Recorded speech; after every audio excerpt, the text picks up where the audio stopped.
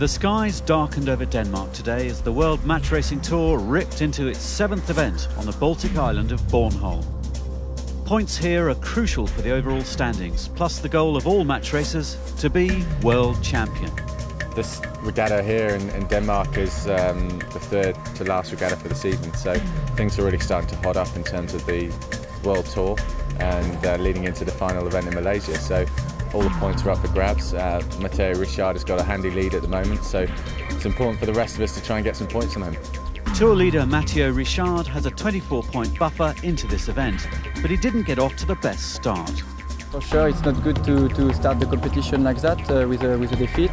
But fortunately, we sailed well on the two next matches, and we won both matches. So it's not a bad first day with a score of 2-1. Day 1 was particularly windy, 30-knot gusts, and a true test of boat handling for all teams. The race against Bjorn Hansen yesterday was classic. It was a great race. We had a small lead, and then coming down to the bottom mark, it got really windy, probably 25-30 knots. We were both struggling to keep control of our boats. On the wind. Stop.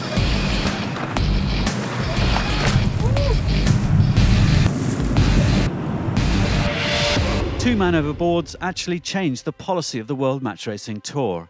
Here, Ben Ainsley describes one of those incidents. Bjorn got the inside of us at the bottom, so we made a manoeuvre. We dropped the spinnaker, jibed back.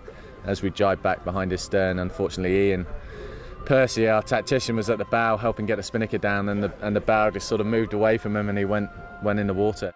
The result of this is that chief umpire on the tour, the highly respected Bill Edgerton, has ruled that the tour will no longer penalise any team over a man overboard.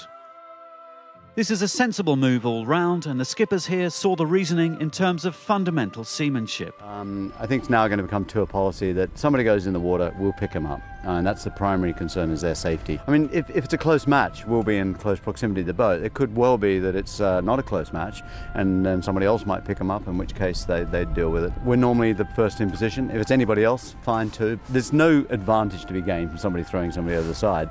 So the policy is get them back on the water, no penalty, get them back on the boat, and get on with the racing. I mean, this is something we dealt with in the America's Cup as well.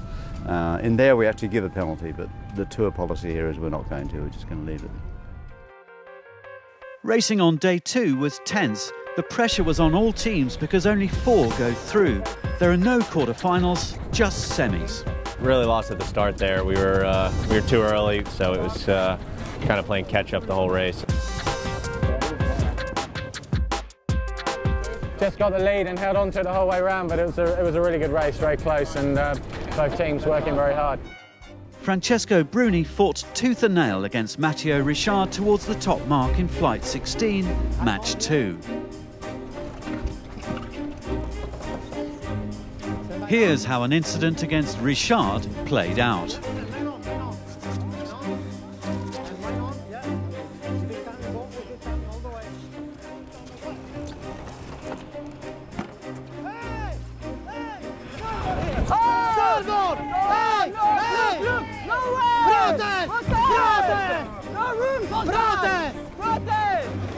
Attacking here.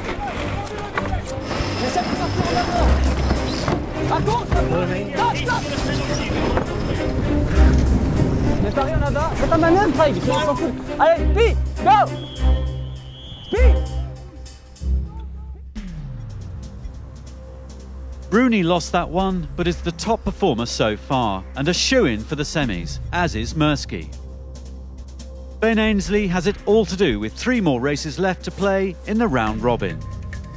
We'll have those deciding matches online tomorrow, plus the semi-final showdown. Plenty to play for in the Danish Open.